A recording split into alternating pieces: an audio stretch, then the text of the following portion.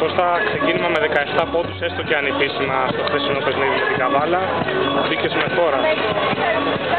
Ναι, εντάξει, το θέμα ήταν ότι ήταν το πρώτο μας φιλικό και η προσπάθεια δική μας ήταν να κάνουμε μια δυνατή προπόνηση και να προσπαθήσουμε να μπούμε όσο γίνεται περισσότερο στο κλίμα των αγώνων, γιατί έρχονται και αγώνες κυπέλλου.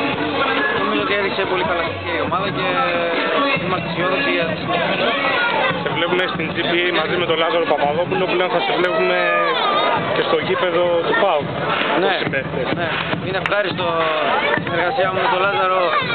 Ήταν εκτός αγωνιστικών χώρων μέχρι τώρα όσον αφορά την ακαδημία που έχουμε μαζί με τον Νίκο Χατζηπρέτα και τον Δημήτρη τον Διαμαντίδη, και είμαι πολύ χαρούμενος που θα τον έχω και συμπαίκτη, γιατί η αξία του είναι εμπνευσμένη και δεν χρειάζεται να πω περισσότερο. Για τους στόχους του ΠΑΟΚ μίλησε στην παρουσίασή σου, για τους στόχους της GBA.